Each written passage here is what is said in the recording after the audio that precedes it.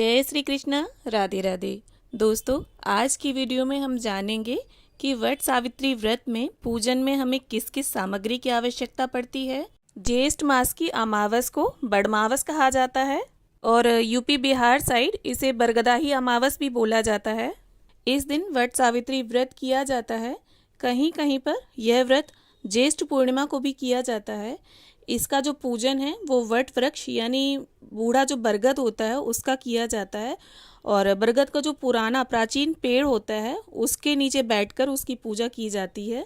लेकिन अगर आप किसी कारणवश बाहर जाकर पूजा नहीं कर पा रहे हैं तो इस तरह से आप एक दिन पहले ही बरगद की टहनी को तोड़कर घर ले आएं तो आप उसका भी पूजन कर सकते हैं। और जो भी टहनी आप बरगद की तोड़ें उसमें देख लें इस तरह से कोपल लगी होनी चाहिए, क्योंकि ये कोपल और चने निगल कर ही हम व्रत का पारण करते हैं। और जिस भी बरगद की आप टहनी तोड़ें या जिस भी बरगद की आप पूजा करने बाहर जा रहे हैं वो जितना प्राचीन हो, जितना पुराना हो उतना ही अच्छा। कम से कम 12 वर्ष पुराना तो बरगद होना ही चाहिए। इससे कम जो आयु का बरगद होता है उसका पूजन नहीं करना चाहिए। तो चलिए अब देख लेते हैं कि हमें सामान क्या क्या चाहिए। इस तरह से एक घी का दीपक आप ले लें और चावल के आटे का या गेहूं के आटे को हल्दी में घोलकर इस तरह से ऐपन बनाया जाता है, वो ऐपन आप तैयार कर लें। और गेहूं का आटा ले लें चौक पूरने के लिए। अष्टगंध चंदन ले लेंगे हम। और इसके बाद इस तरह से हमें देखिए काले तिल चाहिए होंगे, क्योंकि अमावस्या तिथि है तो काले तिल आप ज़रूर पूजा में शामिल करें। और अक्षत ले लेंगे पूजन के लिए। अक्षत ध्यान रखें आप टूटे नहीं होने चाहिए। और हल्दी का इस पूजा में विशेष महत्व होता है तो हल्दी ले लेंगे हम।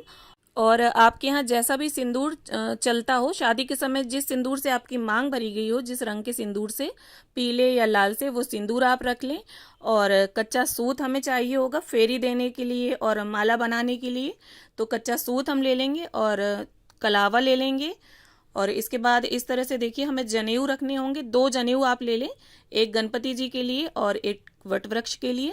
और इसके बाद अगर आप हवन करना चाहें तो थोड़ी सी हवन सामग्री और कपूर, एक धूप बत्ती ये रख लेंगे। और हमें पूजा में गेहूं चाहिए होंगे तो वो गेहूं ले लेंगे। आप गेहूं की जगह चावल भी ले सकते हैं, ज़रूरी नहीं है कि आप गेहूं ही लें। गेहूं अगर उपलब्ध ना हो तो आप चावल भी रख सकते हैं। और इसके बाद ये देखिए इस तरह से हमें भीगे हुए चने चाहिए, इनका पूजा में विशेष महत्व होता है। आपके यहाँ अगर अंकुरित चने चलते हैं तो आप अंकुरित चने लें और भीगे हुए चलते हैं तो भीगे हुए लें। इसके बाद कलश स्थापना के लिए हमें मिट्टी का एक पात्र चाहिए होगा और सिक्का सुपारी ऊपर रखने के लिए एक ढक्कन।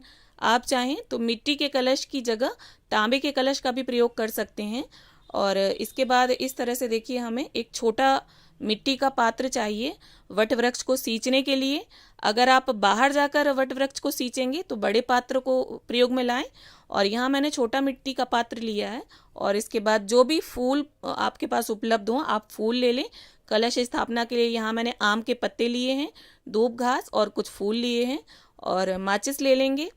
और इसके बाद ये देखिए मिट्टी से मैंने गौरी माता और गणपति जी का निर्माण किया है तो वो हम रख लेंगे, क्योंकि आज की पूजा में मिट्टी से गौरी माता और गणपति जी का पूजन का विशेष महत्व होता है। और इस तरह से देखिए आटे के बरगद बनाए जाते हैं। आटे को गूंद कर उसमें मीठा मिलाकर टाइट आटा बनाकर इस तरह से गोलियां बनाई जाती हैं, इनको बरगदा बोलते हैं। तो वो ले लेंगे हम, कुछ पूड़ियाँ ले लेंगे और 5 प्रकार के आप फल ले लें या कोई भी 5 फल ले लें आप, जो भी मौसमी फल हों वो आप ले लें। इसके साथ ही पूजा में चढ़ाने के लिए एक साड़ी आप ले लें, साड़ी ले लें या चुनरी ले लें या रुमाल ले लें। और साथ में सुहाग की सामग्री आप जरूर लें। जितना आपका सामर्थ्य हो आप उतनी सुहाग की सामग्री चढ़ा सकते हैं। 5, 7, 9, 11 या 16 श्रृंगार की सुहाग की सामग्री आप चढ़ा सकते हैं। और साथ ही में देखिए इस तरह से वट वृक्ष को भेंट करने के लिए आप एक उपवस्त्र ले लें। यहाँ मैंने एक अंगोछा लिया है, आप अंगोछे की जगह पर कोई पीला कपड़ा भी चढ़ा सकते हैं। और सुहाग की सामग्री में देखिए हमारे यहाँ ये महावर बहुत ज़रूरी होता है तो ये मैंने ज़रूर रखा है। और इसके साथ ही यहाँ मैंने कांसे के बिछुए लिए हैं। आप अगर सामर्थ्य है आपका तो आप चांदी के बिछुए भी चढ़ा सकते हैं।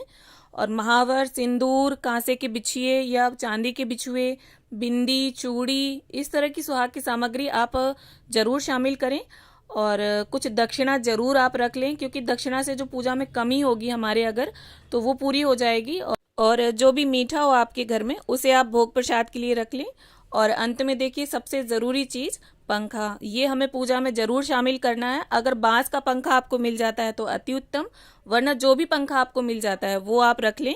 इसे पूजा में शामिल किया जाता है और फिर इसके बाद बरगद की जो हवा है वो इससे की जाती है। और पूजा संपन्न होने के बाद में अपने पति की भी इससे हवा की जाती है। तो इस तरह से ये वो टोटल सामग्री है जो वट सावित्री व्रत में पूजन के लिए हमें चाहिए।